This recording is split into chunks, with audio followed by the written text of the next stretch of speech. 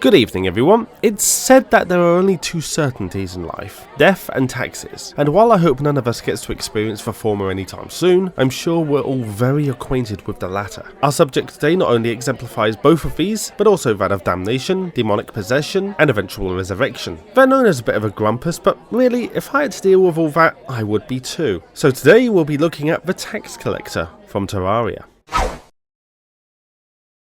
The tax collector appears as a very elderly man with a hunched stature, long grey hair, and a perpetually displeased expression. They have a somewhat Victorian appearance, adorned in what appears to be a suit covered with a deep red cape, a top hat, and a cane to assist with walking. They're initially encountered as a tortured soul in the underworld, but appear much the same, bar having red skin and sans their walking cane. Whilst most commonly being referred to as the tax collector after being rescued from hell, they naturally go by several other names including Chester, Grover, and Woodrow, but until recently went most commonly by Agnew.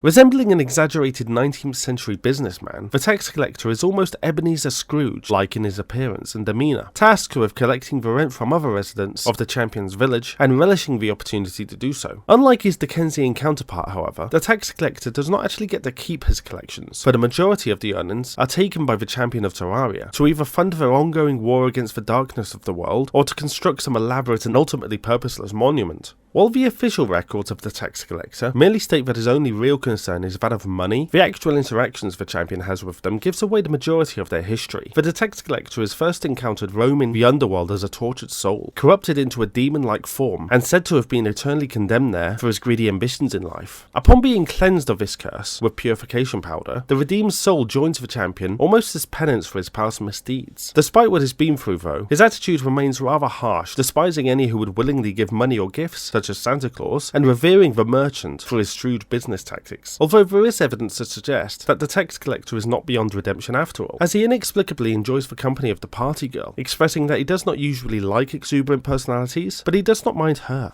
This could mean that whether he likes her or not, his stern, selfish side is beginning to soften, much like the Dickens character. There is still a long way for him to go though, as he spends most of his time complaining and engaging in immoral activities, even coercing the Dryad to pay him in favours, although he did receive a comeuppance for the action by finding fungus growing in strange places. While it can be assumed that activities such as this were what caused him to be sentenced to hell upon his death, there's actually no solid indication that the underworld of Terraria is in fact an afterlife, rather appearing to be more of a location unto itself. This might indicate that rather than facing damnation, the tax collector found his own way to the underworld, either deliberately or accidentally, with his feeble psyche merely overcome by a corrupting influence, leading him to become the tortured soul. Whatever the reason for his descent though, it is likely to do with the pursuit of riches, either hearing that the underworld itself or the underground jungle contained great wealth, and he ended up becoming trapped in the hellish environment.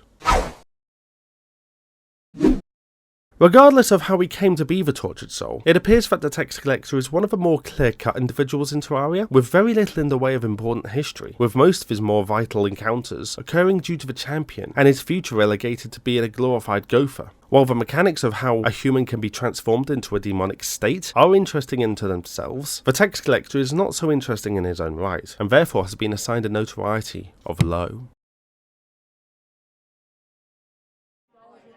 So now we have a Scrooge to add to the more eclectic roster of individuals collected by the champion of Terraria, and not even a snowflake in sight. Oh well, happy holidays everyone. Please subscribe for more course content and become a patron or channel member for early access to this lecture series. Now remember to try to avoid fungus growing in strange places, and have a great day.